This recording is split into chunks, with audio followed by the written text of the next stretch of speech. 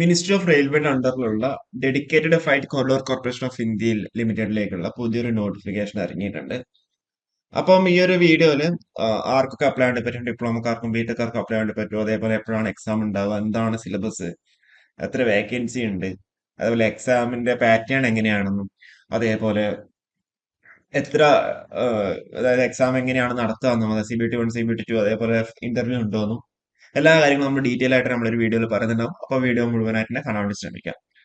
അപ്പോൾ DFCCL എന്ന് പറഞ്ഞാൽ ഷെഡ്യൂൾ എയിൽ വരുന്ന ഒരു PSU ആണ് അല്ലെ? നിങ്ങൾക്ക് അറിയുന്നുണ്ടാവും, മിനിസ്ട്രി ഓഫ് റെയിൽവേയുടെ അണ്ടറിലാണ്. പിന്നെ നമുക്ക് ഇതിന്റെ ഡേറ്റ്സ് പറയുകയാണെങ്കിൽ 18-ാം തീയതി തൊട്ട് നിങ്ങൾക്ക് എന്താ അപ്ലൈ ആവാൻ സ്റ്റാർട്ട് ചെയ്യാൻ വേണ്ടി പറ്റുന്നുണ്ടോ. 18 ജനുവരി 2025 ഫെബ്രുവരി 16 വരെ നിങ്ങൾക്ക് അവിടെ അപ്ലൈ ആയിട്ട് പറ്റും. അപ്ലിക്കേഷൻ ഫോമിൽ എന്തെങ്കിലും കറക്ഷൻസ് ഉണ്ടെന്നുണ്ടെങ്കിൽ അത് 23 തൊട്ട് 27 വരെയുള്ള പീരീഡിൽ നിങ്ങൾക്ക് അവിടെ അപ്ലൈ ആയിട്ട് പറ്റുന്നുണ്ടാവും.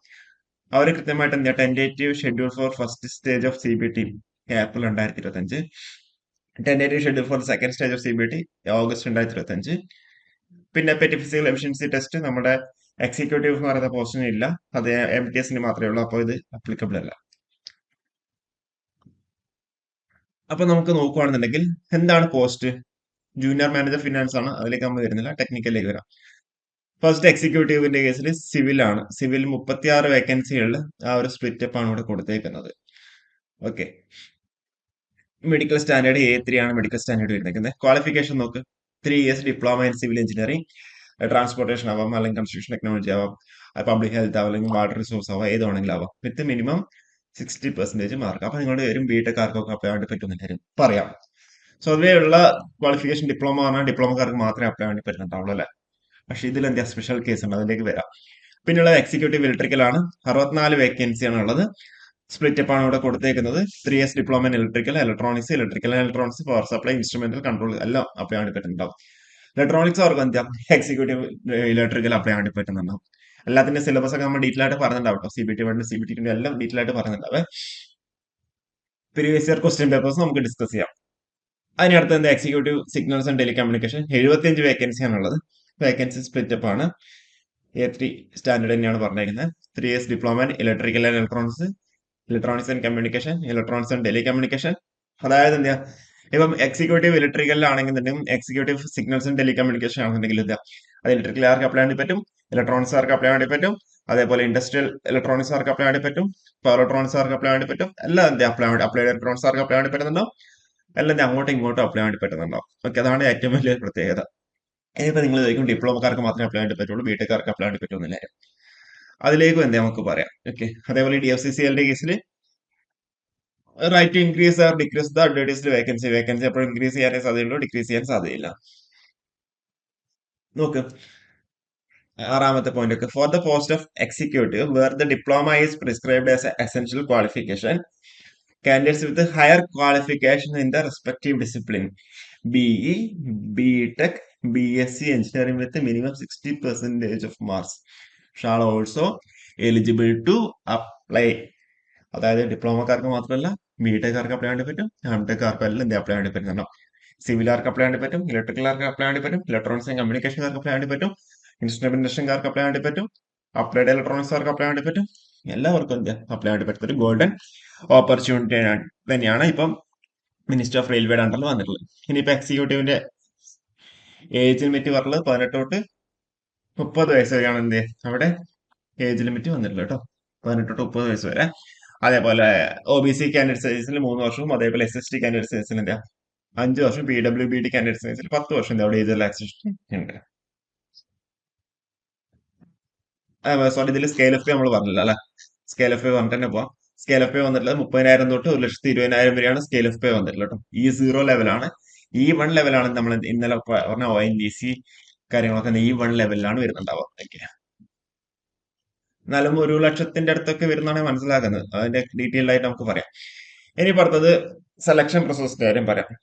സെലക്ഷൻ പ്രോസസ് എങ്ങനെയാ? എക്സിക്യൂട്ടീവ് ഇലക്ട്രിക്കൽ ആണെന്നുണ്ടെങ്കിലും സിവിൽ ആണെന്നുണ്ടെങ്കിലും സിഗ്നൽസ് ആൻഡ് ടെലികമ്മ്യൂണിക്കേഷൻ ആണെങ്കിലും CBT 1 CBT 2 പറ്റില്ല കേട്ടോ. പിന്നെ ഡോക്യുമെന്റ് വെരിഫിക്കേഷൻ, മെഡിക്കൽ ടെസ്റ്റ്, ഇത്ര മാത്രമേ ഉള്ളൂ.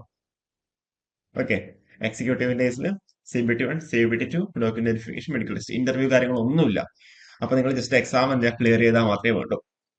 ഇനിയിപ്പോ സ്കീം ഓഫ് എക്സാമിനേഷൻ CBT 1 എന്ന് വെച്ചാൽ കംപ്ലീറ്റ് ആയിട്ട് നോൺ ടെക്നിക്കൽ മാത്രമേ ഉള്ളൂ. CBT 2 കേസിലാണ് അവിടെ ടെക്നിക്കൽ വരുന്നത്.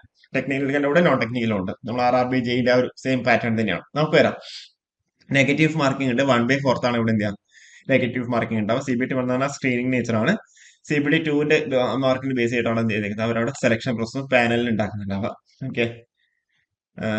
Second stage of CBT, 20 times the community-wise vacancy of the post as per the notified in the first stage of CBT. Physical test value, document verification equal to number of community-wise vacancies notified as per the merit. CBT 1 exam pattern കാര്യം പറയുകയാണെന്നുണ്ടെങ്കിൽ maths അല്ലെങ്കിൽ numerical എബിലിറ്റിനെ base ചെയ്തിട്ട് 30 questions, general awareness 15 questions, general science 15 questions, logical reasoning and general intelligence 30 questions, DFCC 10 questions. അപ്പോ നമ്മുടെ RRBJയുടെ same syllabus തന്നെയാണ് വരുന്നതാണ്. അതിന്റെ കൂടെ എക്സ്ട്രാ ആഡ് ഓൺ ആയിട്ടുള്ളതെന്ന് വെച്ചാൽ നോളജ് അബൌട്ട് റെയിൽവേസ് അല്ലെങ്കിൽ DFCC എഴുതാണ് 10 മാർക്കിന്റെ. അത് മാത്രമാണ് നിങ്ങൾ ആഡ് ഓൺ ആയിട്ട് പഠിക്കേണ്ടത്. ബാക്കിയുള്ളത് എന്താ, സെയിം തന്നെയാണ്. പിന്നെ നമ്മളെ second stage CBT നേഴ്സിന് 120 multiple choice questions ആണ് ഉള്ളത്. അതിന്റെ 94+26 എന്നുള്ള രീതിയിലാണ് അതിന്റെ വെയിറ്റേജ് ഉള്ളത്. 94 മാർക്കാണ് ടെക്നിക്കല്, ബാക്കി 26 മാർക്ക് നോൺ ടെക്നിക്കൽ ആണ്. അതിന്റെ കാര്യങ്ങൾ ഡീറ്റെയിൽ ആയിട്ട് നമ്മൾ ഇന്ത്യ സിലബസിലേക്ക് നമ്മൾ പോകുന്നുണ്ടാവും. പിന്നെ ഇതിന്റെ കേസിൽ സെക്ഷണൽ മാർക്കൊന്നും ഇല്ല. ജസ്റ്റ് എന്താ ഓവറോൾ ആയിട്ട് ഇത്ര പെർസെന്റേജ് മാർക്ക് ഉണ്ടെങ്കിൽ നിങ്ങൾ CBT 2 നമ്മൾ കൺസിഡർ ചെയ്യുന്നുണ്ടാവും. പിന്നീട് ക്വാളിഫൈ മാർക്ക് പറഞ്ഞേക്കുന്നത് 40%, 30%, 25% എന്നുള്ളത്. അത്രയും പെർസെന്റേജ് ഓഫ് മാർക്ക് ഉണ്ടെങ്കിൽ മാത്രം നിങ്ങൾ എന്ത് ചെയ്യുന്നുണ്ടാവുള്ളൂ, പേപ്പർ അവിടെ വാല്യുവേറ്റ് ചെയ്യുന്നുണ്ടാവുള്ളൂ എന്നുള്ള രീതിയിലാണ് അവിടെ ഉദ്ദേശിക്കുന്നത്. ഓക്കെ. പിന്നെ മൾട്ടിപ്പിൾ ഷിഫ്റ്റ് ഉണ്ടെന്നുണ്ടെങ്കിൽ സ്വാഭാവികമായിട്ട് അവിടെ നോർമലൈസേഷൻ അല്ലെങ്കിൽ സ്റ്റാൻഡർഡൈസേഷൻ അവിടെ ഉണ്ടാവും.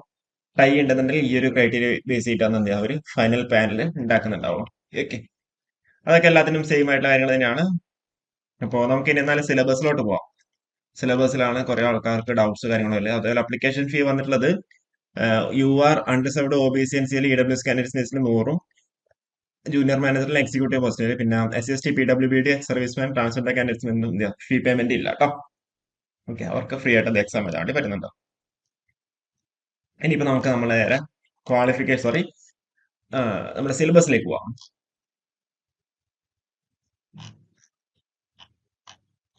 സിലബസ് കണ്ടുകഴിഞ്ഞാൽ നിങ്ങൾ ഇലക്ട്രിക്കലും, ഇതാണ് നമ്മളെ ആ ഒരു കോർപ്പറേറ്റ് ഓഫീസ് ന്യൂഡൽഹിയിലാണ്, ഹെഡ് ക്വാർട്ടേഴ്സ് ആണ്. ഇത് സ്വാഭാവികമായിട്ടും നമ്മളെ സദേൺ റീജിയനിൽ കുറവാണ്. ബാക്കി നോർത്തും നോർത്ത് ഈസ്റ്റും കാര്യങ്ങളൊക്കെയാണ് അവർക്ക് കൂടുതൽ. അതായത് DOCC അല്ലെങ്കിൽ ഇർക്കോൺ, അതൊക്കെയാണ് റെയിൽവേയുടെ അണ്ടറിലുള്ളത് അല്ലേ. അപ്പോൾ അത് അവർ സിഗ്നൽസ് അല്ലെങ്കിൽ പുതിയതായിട്ട് ഇലക്ട്രിഫിക്കേഷൻ പർപ്പസ് അതിനൊക്കെ വേണ്ടിയിട്ടാണ് അവർ കൂടുതലായിട്ട് ഇൻവെസ്റ്റ് ചെയ്യുന്നുണ്ടാവുക. അപ്പൊ ഇതിൽ എക്സിക്യൂട്ടീവ് സിവിൽ പോസ്റ്റിന്റെ കേസിൽ general knowledge, general aptitude, reasoning, അതായത് ടയർ 2 CBT 2 സിലബസ് ആണ് കേട്ടോ. CBT 1 ഓൾറെഡി അവിടെ പറഞ്ഞിട്ടുണ്ടല്ലോ, ഏറ്റവും മുകളിൽ പറഞ്ഞിട്ടുണ്ടല്ലോ. CBT 2 നേഴ്സിൽ പാർട്ട് 24 ക്വസ്റ്റ്യൻസ് ഉണ്ട്. 26, ബാക്കി 96 ക്വസ്റ്റ്യൻസ് ആണ് ടെക്നിക്കലിന് വരുന്നത്. Engineering and soil mechanics, structural analysis, building and construction materials, പിന്നെ concrete, steel structure design, soil mechanics കാര്യങ്ങൾ. പിന്നെ ഇലക്ട്രിക്കലിന്റെ കേസ് ആണെങ്കിൽ general knowledge, general aptitude, reasoning ഒക്കെ 24 മാർക്കിനും. Power transmission, distribution, circuit analysis, control system, machines, electronics, instrument etcetera. പിന്നെ signals and telecommunication ആണെങ്കിൽ 24 മാർക്കിന് ഓൾറെഡി പറഞ്ഞു. പിന്നെ electronics components and materials, EDC, electron device and circuits, അതിൽ linear integrated circuits, digital electronics, micro controller, electronic measurements, data communication network, communication engineering, computer program, basic electrical engineer, അതൊക്കെയാണ് signals and ടെലികമ്മ്യൂണിക്കേഷന്റെ syllabus ഉള്ളത്. അപ്പോൾ നിങ്ങൾക്ക് പഠിച്ചെടുക്കാൻ വേണ്ടി പറ്റുന്ന കാര്യങ്ങൾ മാത്രമേ ഉള്ളൂ.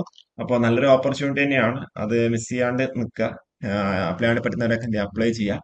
18-ാം തീയതി തൊട്ടാണ് നിങ്ങൾക്ക് അപ്ലിക്കേഷൻ സ്റ്റാർട്ട് ചെയ്യുന്നത്. ഫെബ്രുവരി 16 വരെ അവർക്ക് അവിടെ ഡേറ്റ് ഉണ്ട്. ഓക്കെ, നല്ലൊരു ഓപ്പർച്യൂണിറ്റി തന്നെയാണ്. അപ്പോൾ നമുക്ക് കൂടുതൽ അപ്ഡേറ്റ്സ് ആയിട്ട് നമുക്ക് വീണ്ടും കാണാം. Okay, thank you.